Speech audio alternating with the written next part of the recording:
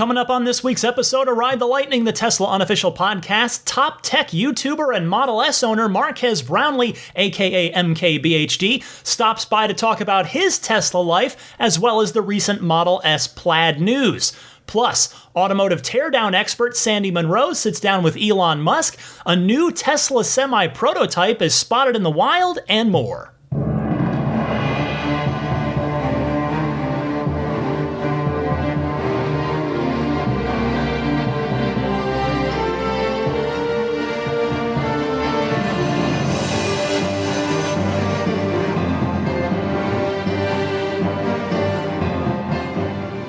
Greetings, friends. Ryan McCaffrey hanging out with you alongside Daisy the Boxer for episode 288 of Ride the Lightning, your weekly Tesla unofficial podcast. This one for February 7th, 2021. It's going to be a fun show. There is a lot of fun stuff. Stay tuned for the Marques Brownlee conversation right after the news block. I'll put the time code for that in the episode description if you'd like to skip right to that. If this happens to be your first episode of the show because you came in to hear the Marques interview, I hope you'll stick around, maybe come back to the beginning of the episode here because there's plenty of Tesla news to cover this week, including a new Elon interview, which I'll get to momentarily. In fact, between all the Tesla news this week and the Marques interview, there's so much to get to that there will not be time for the Ride the Lightning hotline this week, but I encourage you, I invite you, please keep your calls coming.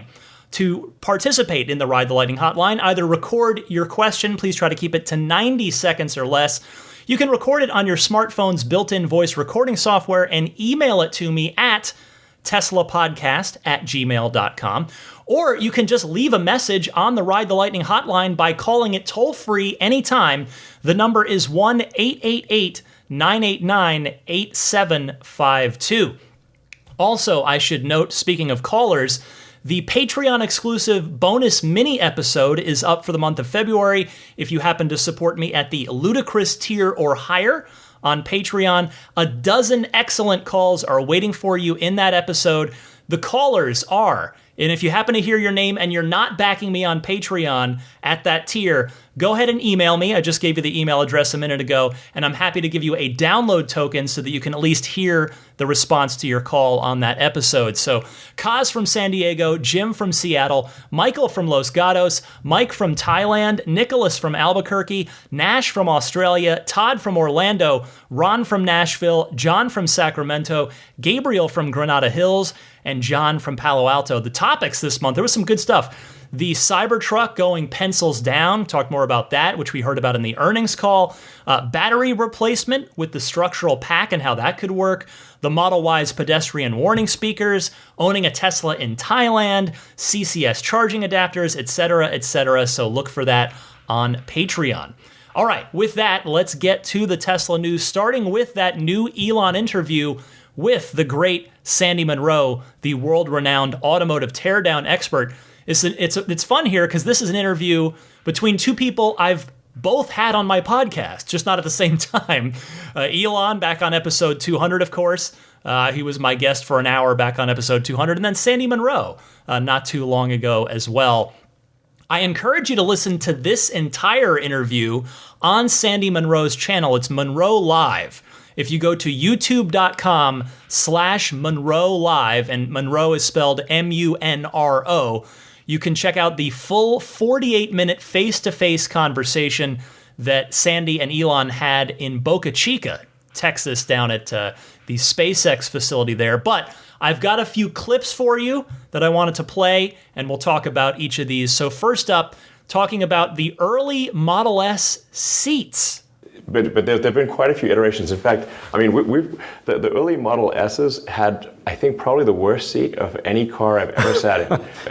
Wow. I mean, I called it the stone toadstool. It's like if you wanted to sit on a stone toadstool, that was the early Model S seats. Now, if you sat on it for better than a stone toadstool, because if you sat on it long enough, eventually your butt would win eventually. Because your butt can repair itself and the seat cannot. So eventually it would be like acceptably comfortable, but it would be a very difficult wear-in process. And so it's like we try to go from stone toadstool to something that is just I don't know, lap of luxury. It just feels great, you know. Yeah. That you can sit in for a long time, and it's still comfortable. I expect many of you have not had the privilege, and yes, I'm using air quotes here sarcastically, of sitting in an original Model S seat. But if you have, you will probably get a kick out of Elon's comment right there. I have had that opportunity. I've actually had a lot of seat time in the original Model S seats. My cousin Pat in Arizona has an early 2013 Model S. And yeah, the seats aren't great. And really, more to the point, though, that Tesla's seats have come a long, long way. I mean, it's really night and day. And I'll tell you, I hear this from a lot of Model 3 owners. I know you can't please everybody, right? Ergonomics is something where you can never please everyone. Bodies come in all shapes and sizes. I really, really like my Model 3 seats.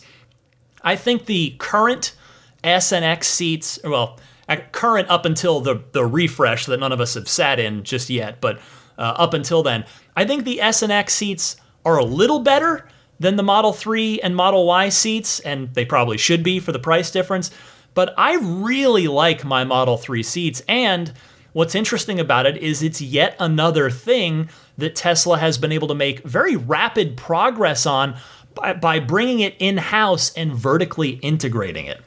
All right, second clip here. This is Elon talking about casting. And, this is Sandy Munro. This is a guy his whole thing is the quality of assembly and the efficiency of assembly and manufacturing.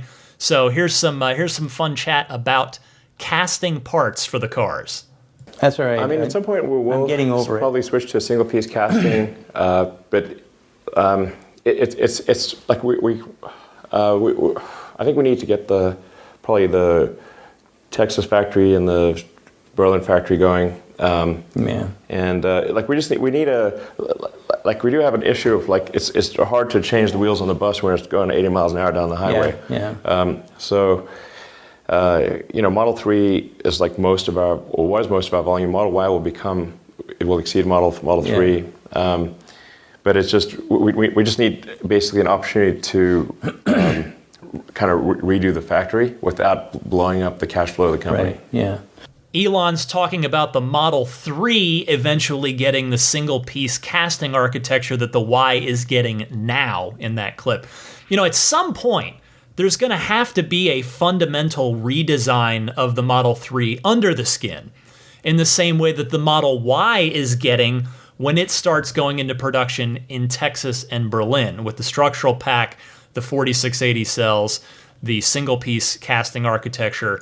The question is, would another plant, another one of the Tesla gigafactories, pick up the Model 3 production slack while Fremont retools to do that when the time comes? Or would Tesla simply stop producing the 3 for a chunk of a quarter, or, I don't know how long it would take. Could Shanghai send some cars to the US? The 3 isn't and won't be built anywhere else anytime soon outside of Fremont and Shanghai. So, that's a bit of an interesting problem. A tougher one than the Y, I think, because Texas can pick up the slack in North America for a while on the Model Y, while Fremont retools for the structural pack and the 4680 cells. But the Model 3, there's not that second North American factory. So that's going to be really interesting to see how Tesla treats that problem. All right, next up, let's talk batteries, but not the kind that drive the car, the kind that power the accessories, the old 12-volt batteries. Also, 12 volts. What are we still doing with 12 volts? 42 is where everybody should be, but I think 48. More 48, yeah. But at the end of the day, we need to do something that'll reduce the wire diameters and stuff like that, and that's just nothing but cash in the bank. Yeah. So I'm a big fan of that as well. I think with the new SX, we're finally transitioning to a lithium-ion 12 volt. Good. Yeah, that's an excellent idea. Smaller box. It's got way more capacity, and the calendar and cycle life match that of the main pack. Oh, cool. So we should have done it before now, but it's great that we're doing it now. This is one of those inside baseball victories, that's kind of a big deal. But yeah, like the 12 volts is like very much a vestigial voltage, and it's like absurdly low. So, I mean, even like basically powered Ethernet is like around 50 volts. And so you can have like powered Ethernet. Nobody's like sweating at that. Like this is powered Ethernet, this like phone here. Nobody's worried about like powered Ethernet at like whatever 48, 50 volts. That's really what the car's low voltage system should be at. The 12-volt battery in the Teslas is arguably a weak point in the design, but not through Tesla's fault. I mean, it's just sort of the way it's been and kind of needs to be for that application, for the accessories of the car, which Elon more or less acknowledges there. I mean, I don't know about you, but I've had to replace one 12-volt battery so far, although it was kind of under extenuating circumstances. It was while it was at the service center. They were doing my hardware 3 upgrades, so they probably just had the car, sitting on, and I think that was sort of a weird situation. But anyway, the scarier situation with the 12-volt battery, not scary, that's not the right word, but the, let's say, more inconvenient situation is there have been callers to this show who've had horror stories with it failing on road trips. So news that the S and the X, the new ones, with the redesigned interior, are going to switch to what should be a much more reliable lithium-ion based 12-volt battery instead of the old school lead-acid batteries in the cars now is really great news. Here's hoping that the 3 and the Y will not be far behind in that department. And you have to imagine as well that the Cybertruck is going to start production with this lithium-ion 12-volt in it, as well as all future vehicles are going to be incorporating this from day one, if not something better than the 12-volt. I mean, you heard Elon there saying 48 would be the way to go. So look for that as a sort of quite literally under-the-hood upgrade coming along for the new S and X and hopefully the rest of the fleet fairly soon. All right, the fourth and final clip I wanted to play from this is with regard to full self-driving. So Sandy Munro got to test it out. A friend of the podcast, John from Tesla Owners Club Silicon Valley, took Sandy out while Sandy was passing through the San Francisco Bay Area. And to say that Sandy was impressed is quite the understatement. So here's Sandy talking to Elon about full self-driving. Are you gonna let anybody else have that? Yeah, of course. I mean, we were going to roll out the full self-driving to the whole fleet and make it available to the whole fleet. We're just being very careful about the testing, and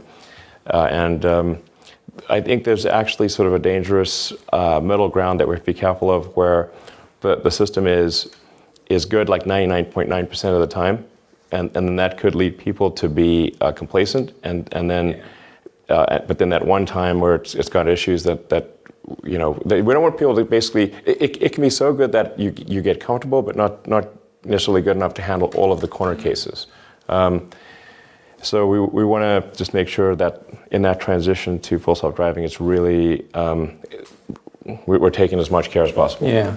Curiously, Elon did not offer a timeline on when the full self-driving city streets will roll out to the fleet at large, or even a new wave of beta testers.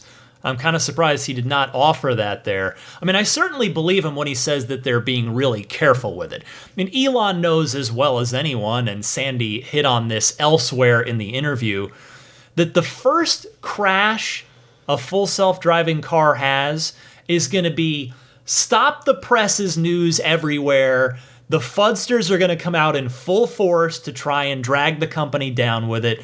So I wouldn't be surprised if the rollout of this ends up happening very, very deliberately, as in what I mean by that is many waves of new testers as Tesla gains more confidence in each build, to the point where it's kind of quietly in most cars, even though it's just kind of been a beta rollout. So we'll see what happens. I am really, really eager to see it and try it for myself.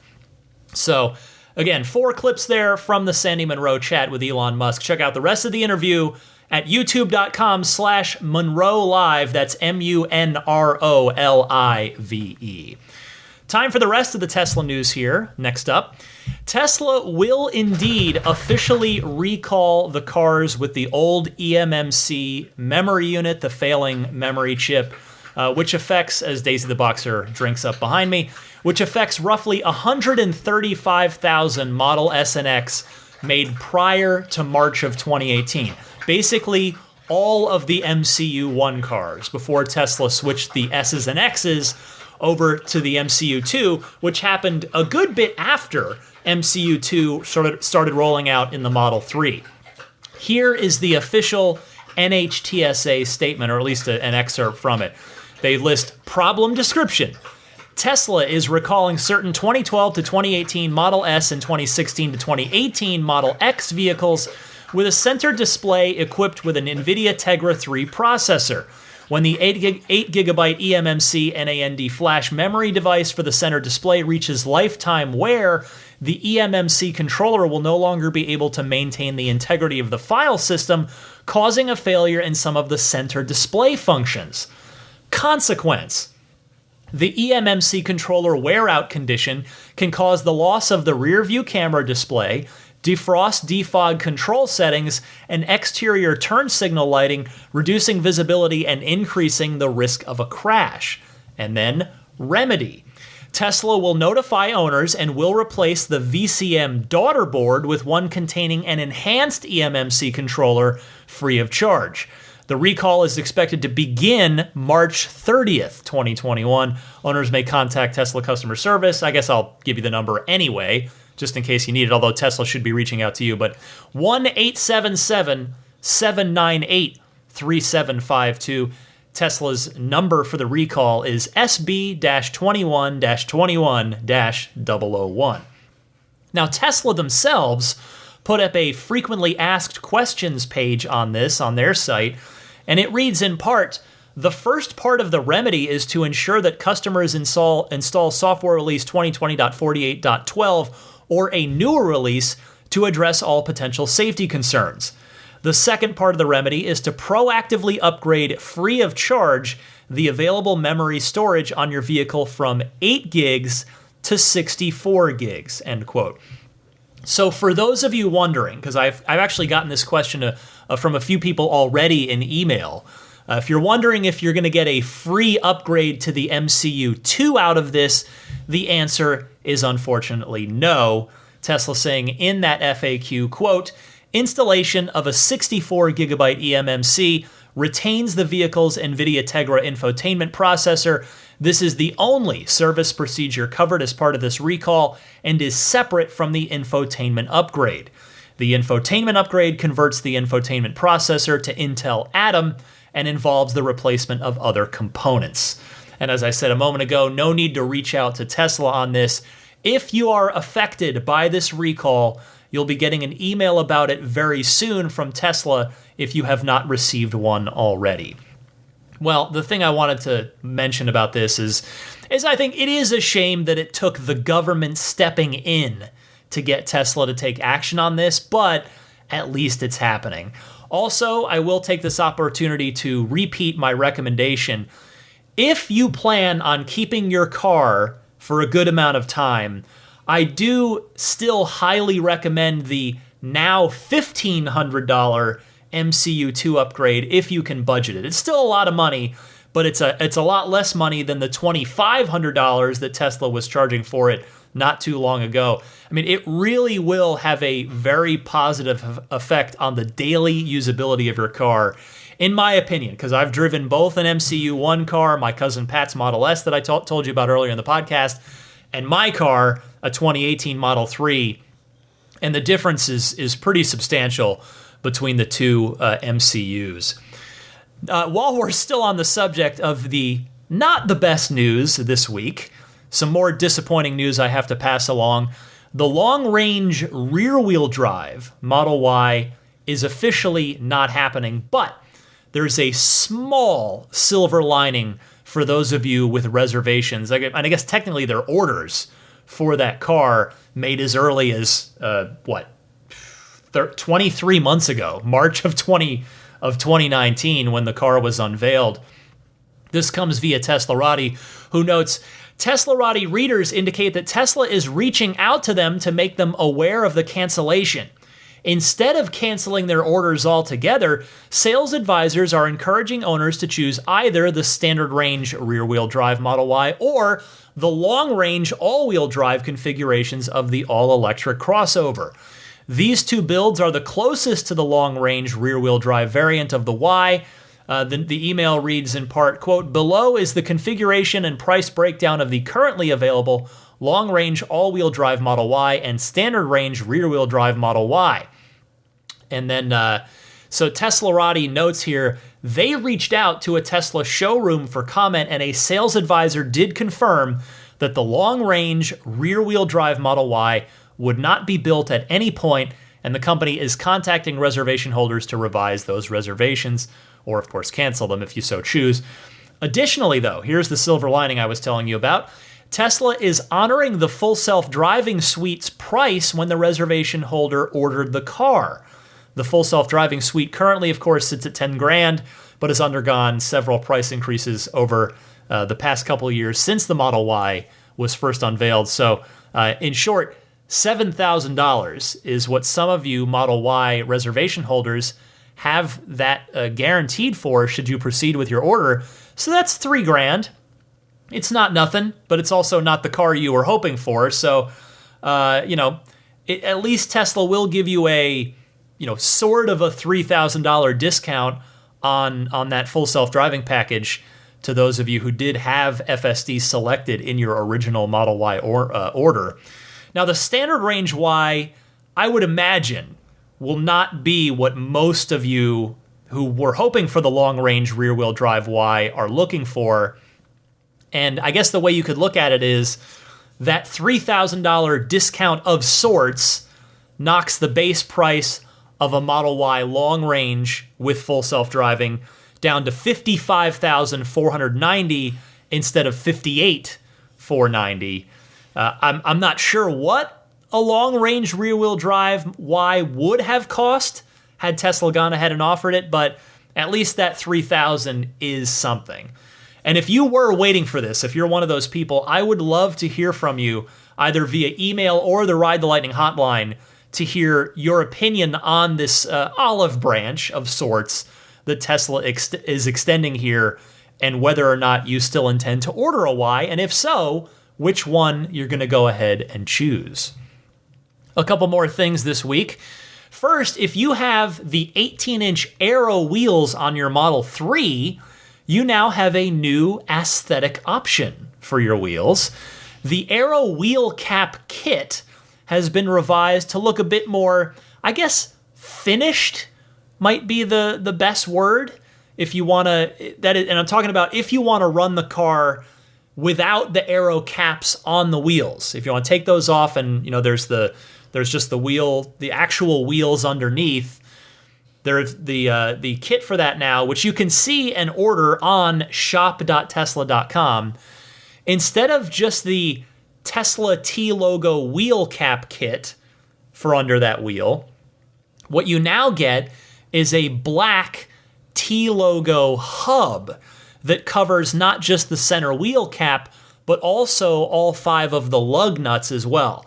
If you're having trouble picturing this, it's extremely similar to the black hub that's the black T logo hub that goes on the center of the Model 3 sport wheels, the 19-inch or 20-inch sport wheels. So it's that same kind of thing. They did also up the price on this compared to the old kit. This new one is $60. The old one was, I believe, $50. Now, on the shop.tesla.com site, they unfortunately only show a close-up of the wheel on there.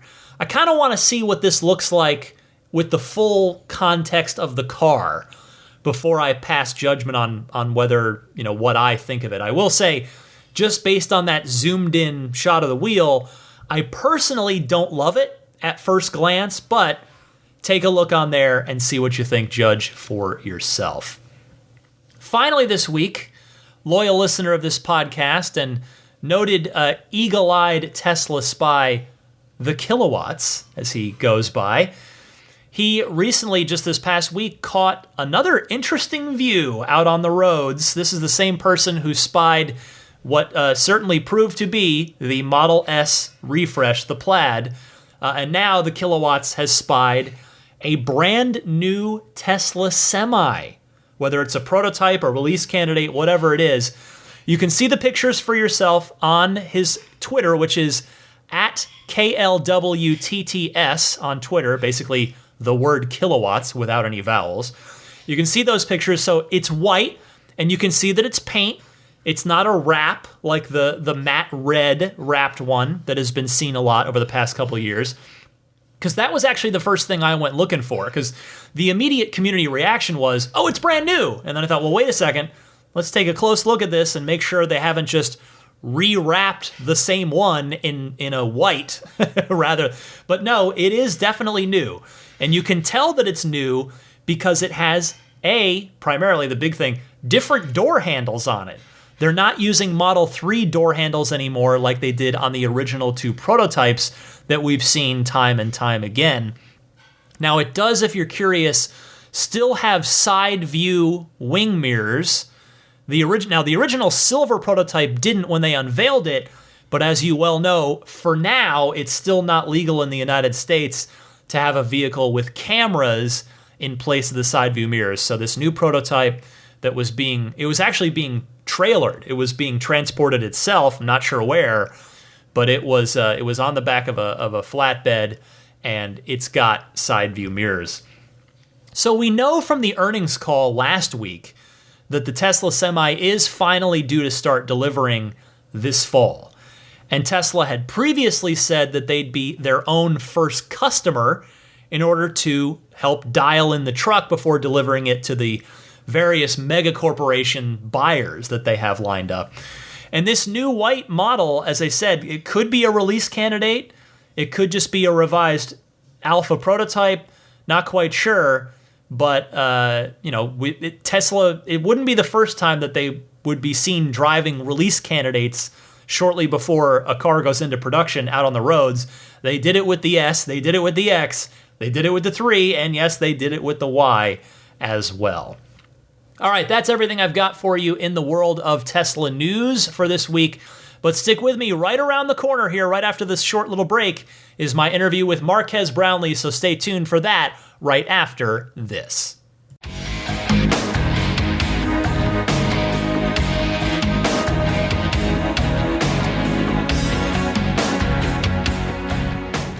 Before I continue with the podcast, let me tell you about the new Model Y all-weather floor mats from 3D Max Spider available on the Teslarati marketplace.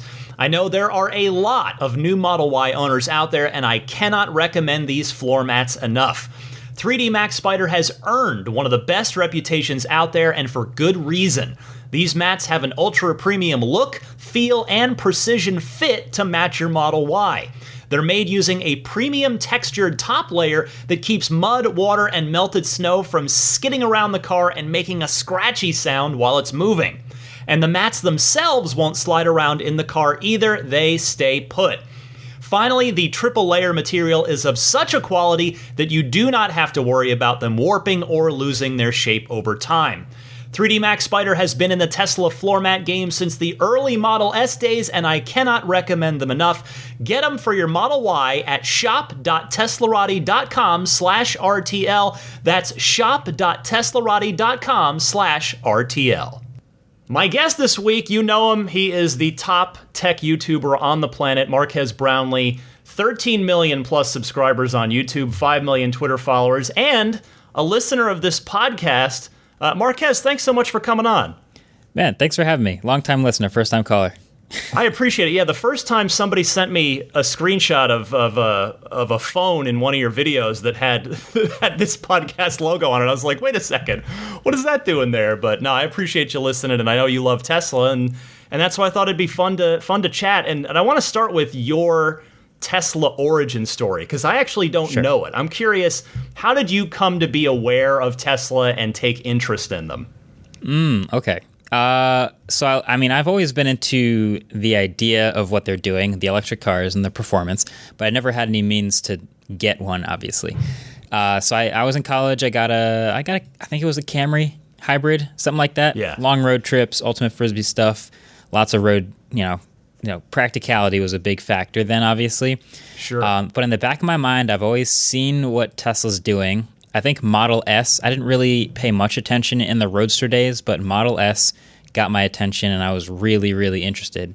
And the first time I ever got to sit in a Tesla and make a video about one was right around 2015. It was right around P85 Plus days. Right. And so I did a little video of my top 5 favorite Tesla Model S features. But that was my first experience actually getting to test drive one. And if you know anything about a Tesla test drive, it was that exact moment that I became hyper focused on eventually getting one. It was it's like a curse. Anyone who's ever test driven one has experienced this in some way. So yeah, I guess since then it was always my goal to see if I could get a Tesla and drive it, and it has not let me down. As a product, that's like ultimately what I'm most interested in, and it's a great product. Yeah. So you have a P100D? Is that correct? Model S? I guess technically it's a performance Model S now, but my first was the P100D. Yeah. Okay. And when did you actually get that? How long have you been an actual Tesla owner now? I believe 2016. So this would be like year 5 of only electric. Yeah, half decade. It's a good start under your belt. Yeah. Now, you had the opportunity to interview Elon and go on a private factory tour with him, which of course is up on your channel. People can watch that now, youtube.com/MKBHD.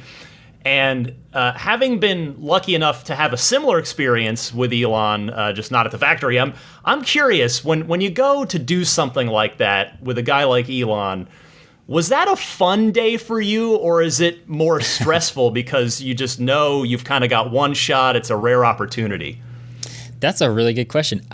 It was a lot of fun. And I say that because, we obviously have the on-camera time and we are pretty focused, and I had all my research and the questions I wanted to ask and the parts of the factory we'd talk about. Yeah. But, even before the cameras were on, like Elon walks in, we're like nerding out about the cameras and the stabilization gear that we're going to use to shoot the factory tour walking around. Like, he's obviously a nerd already, so it's kind of easy to be comfortable and just have fun with the day. So yeah, the whole trip, I think it was fun. I think, I could say we did have a lot of fun. And especially once we were done shooting and, got to import all the footage, everything was set and the work was over, then we got to sort of look back at the day we just had. Like, actually, that was pretty sick. Now, you've also interviewed, among others, Bill Gates and Barack Obama. At this point, are there any names left on your wish list? You know what? There is a lot. I kind of got thrown right into the fire as far as interviews. Like I was never an interviewer. I've been making videos about tech stuff, but I find it really fascinating to talk to people who have an interesting perspective on the tech world, and of course, who has a more unique perspective than a president or a CEO or someone who's in the weeds on that stuff. But I think there's a lot more people. I bring up names all the time, like the Boston Dynamics founders or the Mark Cubans of the world, people who are involved with multiple tech companies who have huge future-facing vision. That's really interesting to me. So they might not be like the household name like you just brought up, but I think there's a lot of fun interviews to be had. Now, you've earned, and I emphasize the word earned, a very large following. I mean, your videos are not only just excellently written, but they're so beautifully shot. That might be the number one thing that I think is obvious when you look at an MKBHD video. When you do talk about Tesla and EVs on your channel, do you feel any kind of added responsibility to help kind of educate people and make sure you're getting everything right? Because your voice carries a lot of weight for people at this point. Yeah. Oh, first of all, thank you. We do put a lot of effort into the videos. No, I do. I think, even from all the rest of the tech videos of products and new technologies and things like that, there is an element of education to it when part of the audience is new and hasn't really, experienced these types of operating systems or these types of gadgets before. So electric cars is another big one where, I find myself having all kinds of conversations of, parking the car in the parking lot, walking up to the building, and someone goes, "Hey, how far does that go on a charge? Right. Like, where do you charge that thing?" Like, those are real conversations you have all the time. And so I find myself trying to translate, those FAQs into videos of, if someone watches the video, they get as much information as possible out of it. But yeah, EVs, I see them as the future of cars, and I'm really excited for them. And I think that's why I've put a lot of my focus and attention into exploring that world of EVs. We got some really good stuff coming up this year too. Now, it's interesting you say that, because I'm here in San Francisco. I'm in the absolute ground zero Tesla bubble, capital of the world. And that never happens to me anymore. I think which is kind of a good thing in that everybody around here really knows the deal. But it's always interesting to me to hear about the non-Tesla headquarters regions of the country where there is still that customer education going on. Now, have you had people try to race you in your Model S performance, take you off the line? Undefeated in stoplight races. That is definitely still undefeated record. No, it is kind of interesting. Yeah, you're right. The number of Teslas I've seen has slowly gone up out here over the years. I've even seen some i3s, and there are charging stations at our studio now. So there's a lot of plug-in hybrids that I just kind of take note of. There's a sweet black Taycan that's here every day.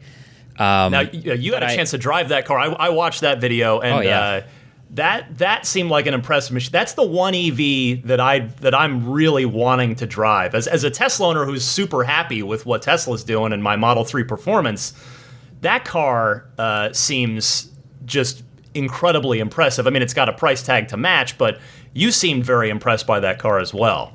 Yeah, that car, you really don't see it much, but that car was really well done and impressed me as a performance Model S driver. A lot of people say that Plaid Model S is sort of responding to the Lucids of the world.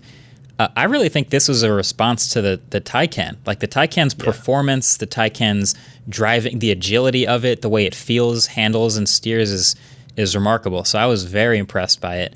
I was saying, if I could sort of fuse as a hybrid a Taycan and a Model S performance, I would. That would be the ultimate. Now, speaking of you being undefeated in drag races off the line, now and the fact that you said that your daily interactions with people have inspired videos, I'm curious if those sorts of things were the inspiration for your fan-made Tesla commercial in 2017. If people maybe are newer to Tesla, Tesla, most I think people know, at least listeners of this podcast know, that Tesla doesn't do traditional advertising. But in 2017, they held a competition where anybody in the community, any fan, could make their own Tesla commercial, and then they'd be voted on. And I don't know what the prize is. I guess you can tell me if there was one, but you won, and yours was themed on, basically blowing away a supercar in your somewhat unassuming sedan. I mean, it was an excellent video. Obviously, like everything else you do, it's brilliantly shot. The way it sort of, the pacing of it was really good, and so I'm curious, how did that come together? That commercial that you did, and did you have any other ideas you were strongly considering before you went with what you did? Oh yeah, well, that was a lot of fun. There was a good story behind that, which is, this Project Love Day competition gets announced, and it's kind of, I think if I remember correctly, it was kind of heading into winter. So, it's pretty cold out here in the Northeast. You don't always get nice weather to go out and shoot car videos when it's 35 degrees. So we kind of looked at the idea and we said, oh, that's super cool. We should make something. But this whole week's supposed to be raining and freezing and cold. So, maybe we'll get back to it. And we just kind of put it on the back burner and honestly forgot about it. Then it kind of comes back up in the studio again a week later. The weather's starting to get kind of nice, but then we had other stuff to do, and the deadline was coming up too fast for us to do something good that we really wanted to be proud of, like with every other video. So we scrapped it, and we weren't going to make one.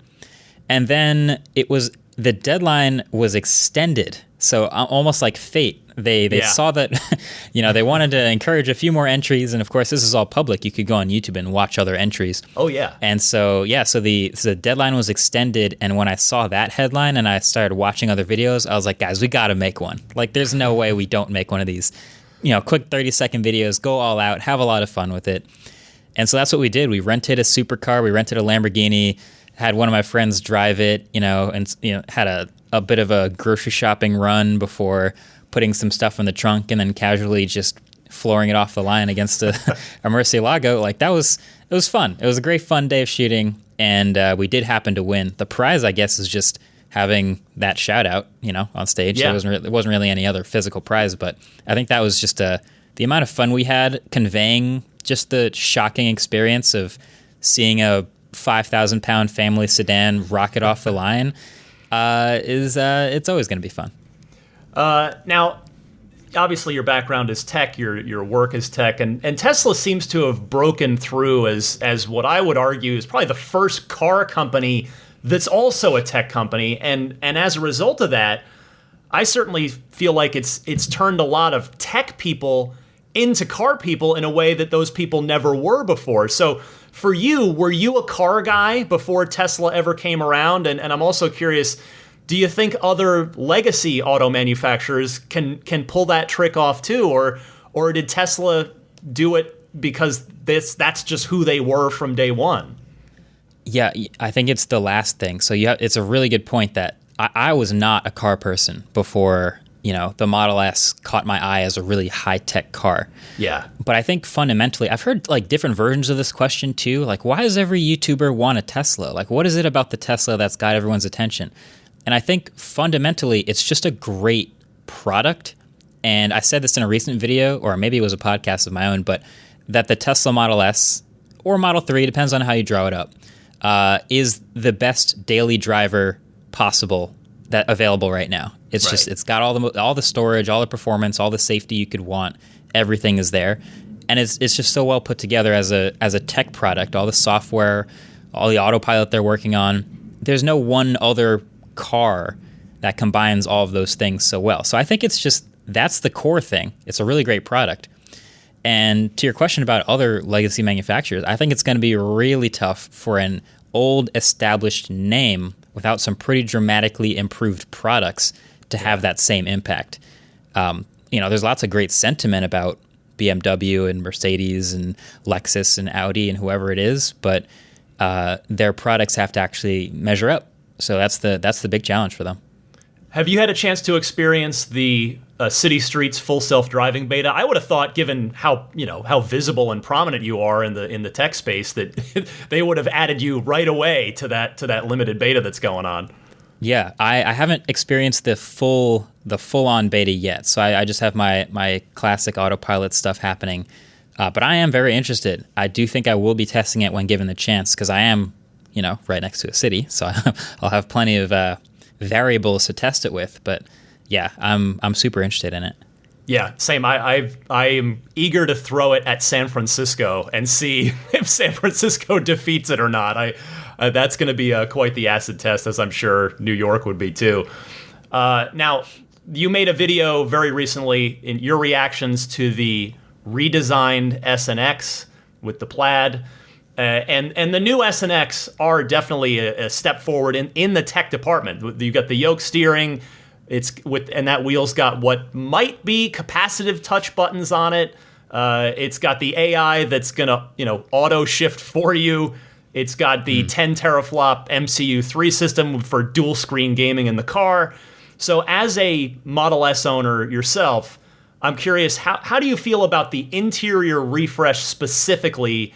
And after all these years of mostly the same interior, is there any tech that you wanted to see go into a redesigned interior that Tesla did not do? Yeah, okay. So I've been juggling this with myself. I really don't want to convince myself to buy it. I love my car. I've had it for literally barely 2 years. It's incredible. It's everything I wanted. But this new interior refresh is a great improvement in a lot of small ways that add up to a great upgrade. I think if we just look at the horizontal screen, if we just look at the steering wheel and those dual screen, the second screen in the back, all that sort of stuff, it's nice, but it's not needed as far as the car I bought is still great. Right. But you also add in the faster charging. You also add in, the black trim and the slightly improved outside. You also add in the 520-mile range of Plaid Plus. You also add in the faster 0 to 60. And suddenly there's so many things that they've all put together that add up to a significantly new car, which is why, we're really calling it a refresh. It's new enough that they got rid of old inventory for it. So I really like it. And I'm really trying super hard to be patient and wait for Roadster because I know that's really what I want. But yeah, they've done a lot of great stuff. So is there any tech in the new interior that's not there that you really think should have been in there, or that you would have wanted to see that maybe another car company's doing, or anything like that? No, honestly, I was just looking forward to getting to the level of Model 3, which is I love the placement of the wireless chargers right under the screen there. Yes. In Model S, it's like kind of down underneath the armrest, so I put it there and it charges my phone, but then I can't really see the screen as well. Right. So I love the new location of the wireless chargers. I think the tilt of that screen that they mentioned in the text is going to be really interesting to see because it looks flat like Model 3. Right.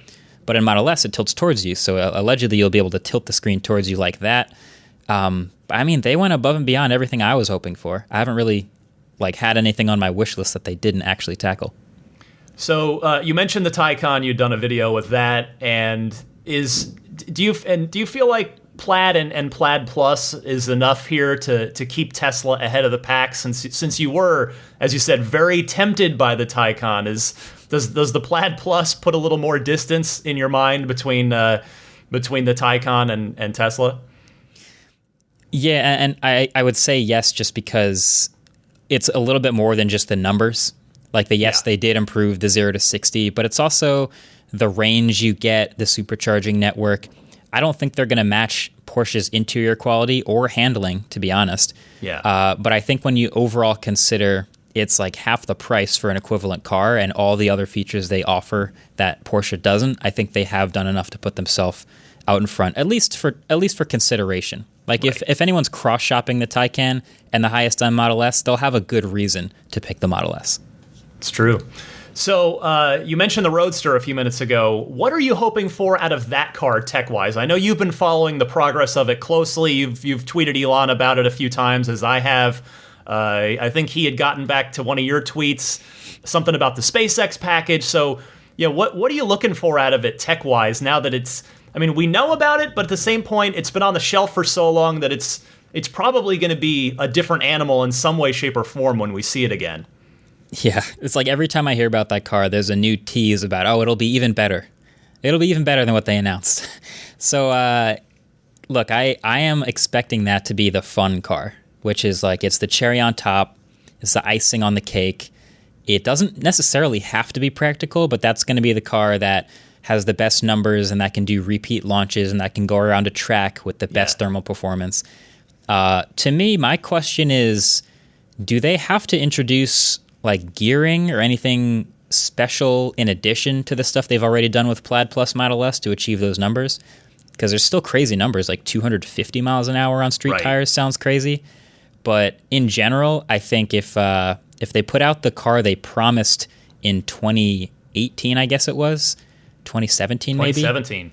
If they put out the car they promised, that's already an incredible car. But knowing Tesla, knowing how long it's been, and knowing their tendency to at least deliver what they promised, even if they're not on time, I feel like it might be even better.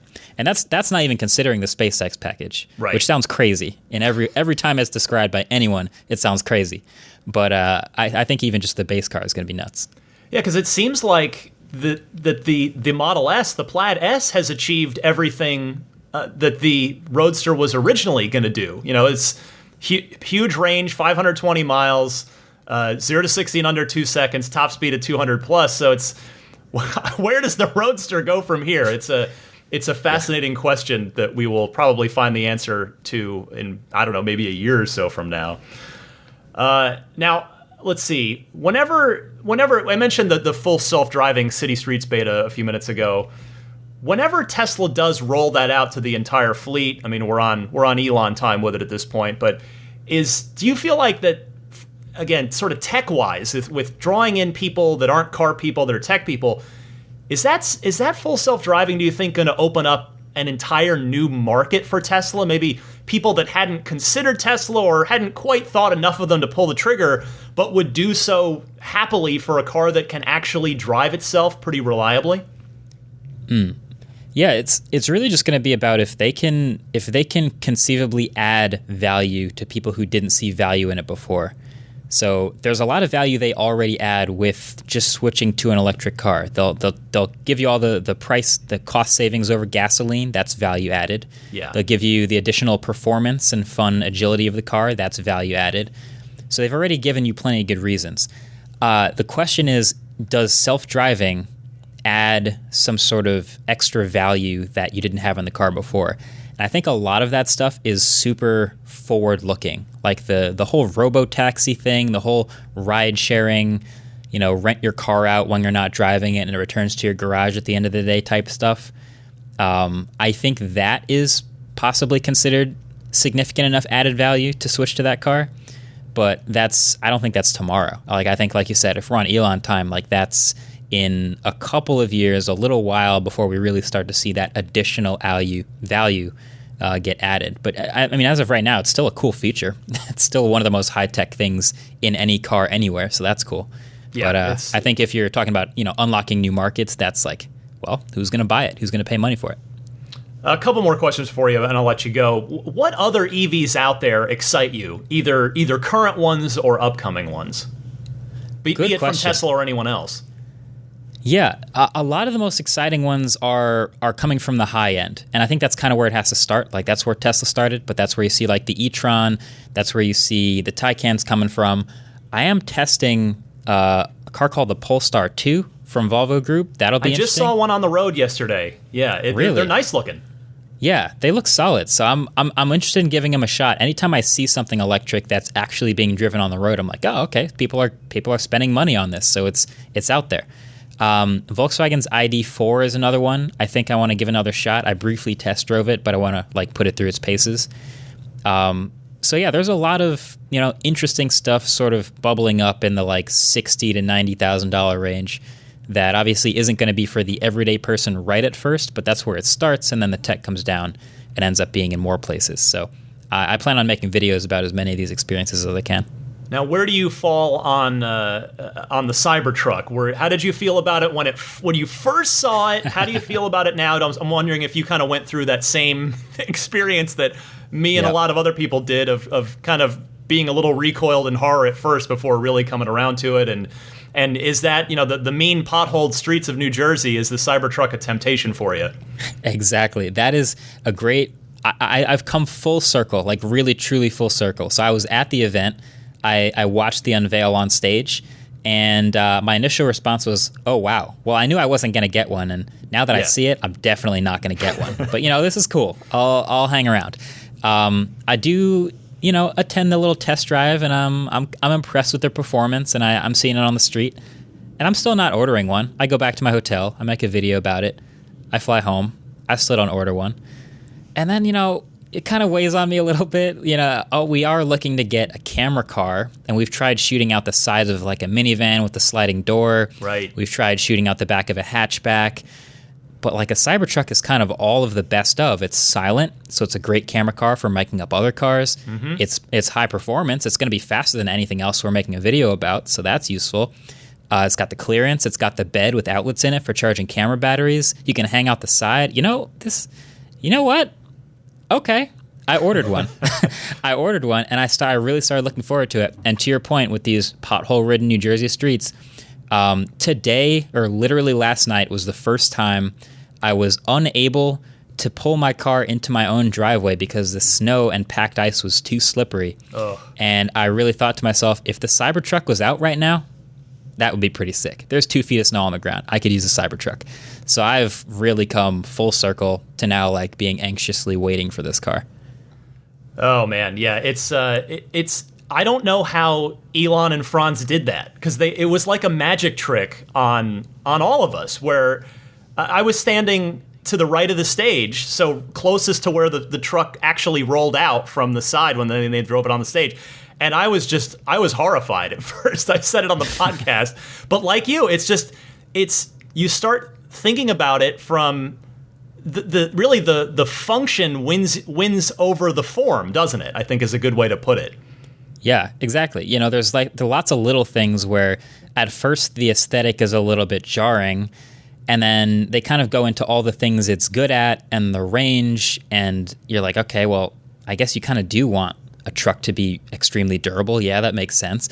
And like I said, all the camera car functions that we were looking at is literally a business purchase. Like it just made a lot more sense when we actually rationally considered it. So I don't know if the design was literally ugly by design. I'm sure they want people to like the design, but it sort of turned out that way. Like they made a good enough product for us to literally ignore how crazy it looks. I mean, it's going to be wild to see that thing on the street. Yeah, I'm gonna guess a full matte black wrap for your Cybertruck. Absolutely, can't have those reflections, in the car videos. You gotta wrap the thing. Function. Matte black everything for Marques. Exactly. Absolutely, that's the motto. All right, last question for you, and I'll let you go here. Tesla in 5 years, from your perspective, 2026. What does Tesla look like in 5 years from now? 5 years. So I've always thought of Tesla as not just a tech company, but an entire energy shifting company in general, an energy company. They do the cars, but they do the batteries and they do the drivetrain really well. And I think there's a world where Tesla starts doing more than just their own cars and charging network, but they can start to make and contribute for other car manufacturers and actually work with them. I don't even know if this is a direction they want to go, but I've always found this idea really fascinating. Like, what if you combine all the best things about, take your favorite Mercedes interior and have them collaborate with Tesla, and Tesla makes your battery pack and your drivetrain and gives you 450 miles of range. And suddenly you have an incredible vehicle like that people would really buy for like $150,000. And maybe even you bring that down in price to like the $30,000, $40,000 cars because you have Model 3's drivetrain. That's just something I've thought a little bit about. I don't know if that's a 5 years out thing, but I feel like Tesla has at least that opportunity in front of them, and I'd be super curious if that's something, Elons of the world are thinking about. Well, that is how they got their start. They'd become in full circle. They did, they had, because you said you kind of came onto the scene in the Model S days. Before the Roadster, before they made their own car, they had a deal with Daimler. They put in their drivetrains in little smart cars in Europe, only in Europe. And then they had the Toyota RAV4 EV that had Tesla guts in it. So, yeah, they're clearly not opposed to it. Yeah, I'd be super interested. I think that could be a fun path for the next couple of years. Marques Brownlee, a.k.a. MKBHD. You can find him on youtube.com/MKBHD. Marques, thanks so much for coming on. I really appreciate it. Man, thanks for having me on the podcast. I am a weekly listener, and I feel like anytime anyone's just getting into that sort of Tesla enthusiasm where they want to keep track of the newest developments for EVs, I recommend this podcast. So thanks for doing it. That's very kind words. Thank you so much.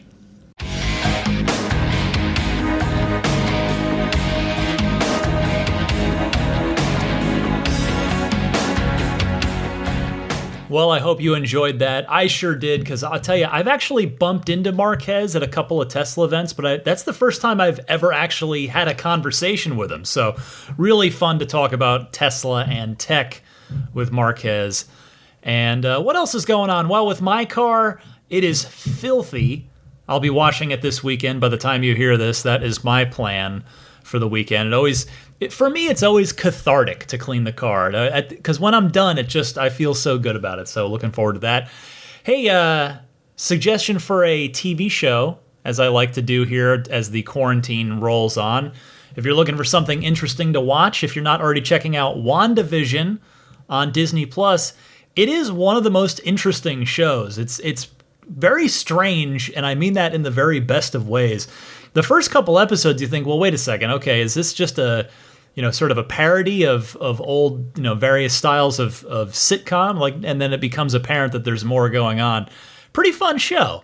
I mean, I'm not crazy invested in the MCU. I mean, I've seen most of the movies, but it's pretty cool. So give it a watch if you're interested in finding something new to check out on TV. All right, pro tip of the week time. This is the part of the show where if you've got something interesting that you've learned about your car that you wanted to share with your fellow listeners that's maybe not obvious, not covered in the owner's manual, this is the place to do it. Here is Christian from Orange County.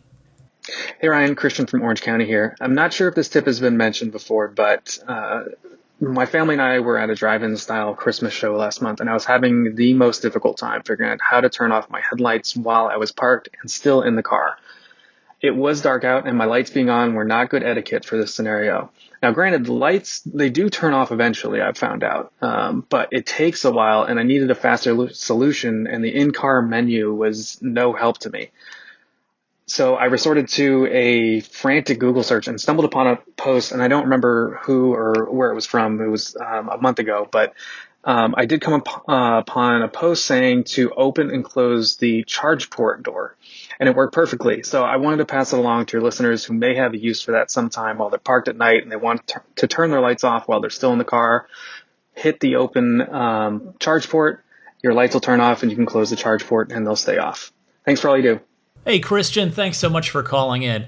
I have to confess, I've never even thought about this, as I imagine the use cases for it would be relatively rare, but you've just given a very good use case for it. And as such, this definitely counts as a pro tip in the event that myself or fellow listeners ever find themselves in a similar situation. Or, maybe trying to duck down an alleyway to hide from police pursuit or something. Kidding, of course. Thank you very much for this. And if anybody else out there has a pro tip that they'd like to share with the Ride the Lightning audience, you can call in the same way that you send in a regular Ride the Lightning hotline call. I gave you that information at the very top of the podcast this week. And with that, time to hit the road here, but before I do, I wanted to mention some friends of the podcast. First, abstractocean.com. They've got a listener discount for you of 15%. Use the coupon code RTL Podcast. It's all one word, RTL Podcast. Whether you're picking up a tempered glass screen protector, one of the new rear footwell lighting kits for one of the cars, the drop-in cup holder stabilizer, the cool TESLA lettering to put on the back of your car, kind of like the Roadster has, etc., etc. They've also got a million great lighting kits, interior and exterior lighting kits for the car, as well as the center console vinyl wraps. Tons of stuff on abstractocean.com. Check it out. Meanwhile, puretesla.com/RTL is your one-stop shop for your dash cam and Sentry mode needs, because it's a micro SD based kit that will not wear out on you the way that USB flash memory will do. So it's free shipping anywhere in the United States or a modest fee to ship worldwide. It's $49 for the 128 gigabyte kit, which is what I'm using, or $69 for the 256 gigabyte kit.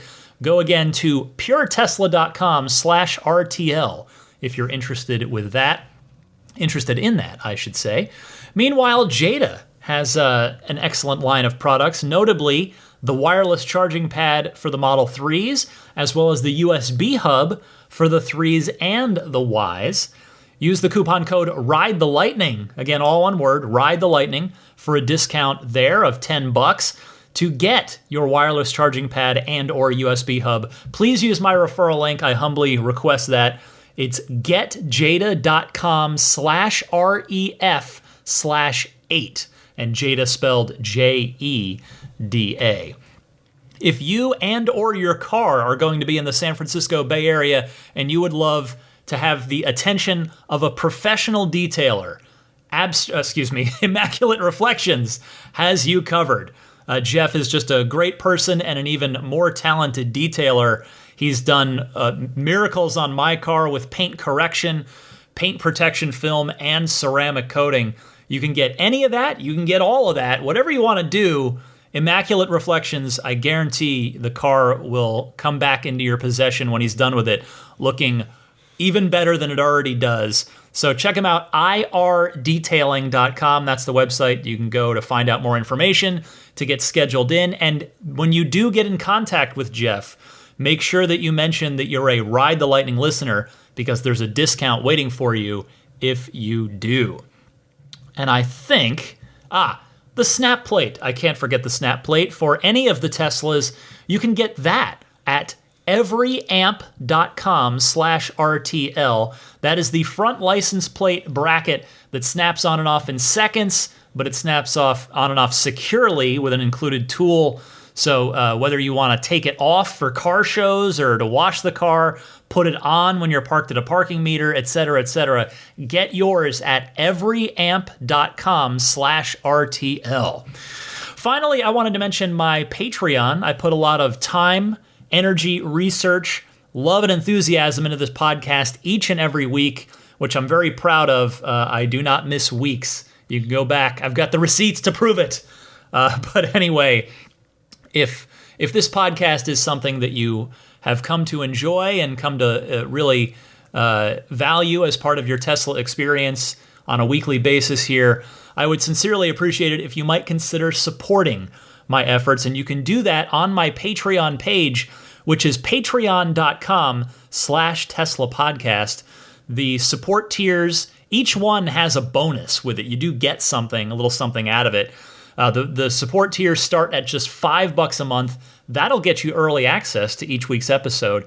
There are also annual subscription options. If you'd just like to pledge to me once for a year, there is an option to do that. And in doing so, you get a 5% discount. So you could go monthly or do an annual thing.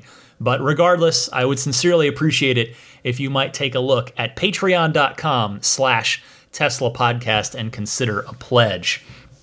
That will about wrap it up. You can find this podcast on just about any major podcast service, whether it's Apple Podcasts, Google Podcasts, Stitcher, TuneIn, which is, yes, in your car. You can get this podcast directly in your car. Spotify, same thing. You can get it through the Spotify app in the Tesla. Or I'm also on YouTube, just as audio only. There's no video to look at with that. But if you do want to listen on YouTube, just search Ride the Lightning Tesla on YouTube and you'll see my channel pop right up there. Feel free to subscribe to that. And I think that will about do it, other than saying hello and thank you to the maximum Plaid and Plaid level Patreon supporters. That is one of the bonuses that each of those tiers gets, is their shout out at the end of each week's show. So first, the Maximum Plaid crew: Pete White, Danny Nelson, Jonathan Wales, Fernando Cordero, Sean Neidig, Cameron Clark, Daniel Grummer, Seth Capello, Nick and Tony, Tesla Hitchhiker 42, John Schmidt, Stan Roth, Howard Anthony Smith, Jackson Wallace, Charles Galpin, Neil Weaver, Ryan from Las Vegas, Darren Nickel, Kaz Barnes, Ulrich Lassa, and Brett Libano. Thank you all to the Maximum Plaid crew. And then on the Plaid side, thank you George Cassiopo, David Brander, Alexi Heft, Logan Willis, Robert Miracle, Jason Chalukas, Joe Edgel, Tim Hyde, Lawton from Chicago, Peter Chalet, David Vakil, Eric Randolph, David Nondahl, Jerry and Mary Smith, Lyle Austin, Joel Sapp, Dory and Steve Guberman, Jeremy, Tesla Owners Taiwan, Jeremy Harris, Ron Lee, John Cody, Charlie Gillespie, David Perella, Sunil Joseph, Dennis Peak, Will Stedman, Stig Mickey Jensen, Jeff Angwin, Chase Cabanillas, the Lydia family, Michael Regal, Mark Eversole, Chris Beach, Aaron Altschul, Steve Radspinner, Jared Brown, Jerome Strack, Jamie Dalton, Noel and Lucy Murphy, my friend on Twitter at Rodam, Eric St. Pierre, the Tesla Owners Club East Bay, or I should say the Tesla Owners East Bay Club, let me get it right, Scott Gillis, Paul Casarino, Ryan Natchett, Mike and Barbara from Louisville. Thank you all very much for your continued support on Patreon. Well, Daisy the Boxer Puppy is very passed out, as she always is, by the time I get through with the podcast. But hopefully you're not. Hopefully you haven't fallen asleep. But you know, if you have, I guess, hey, I won't take it as an insult. I'll flip it the other way.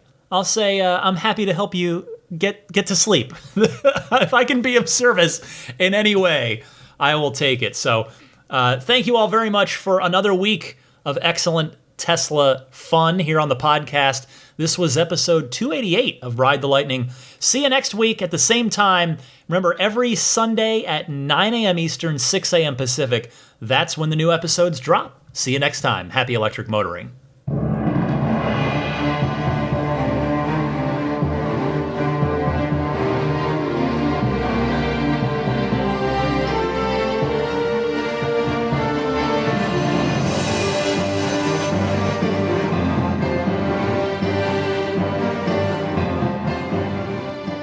I mean, I think a Tesla is the most fun thing you could possibly buy ever. That's what it's meant to be. Our goal is to make it's not exactly a car. It's actually a thing to maximize enjoyment. It's maximum fun.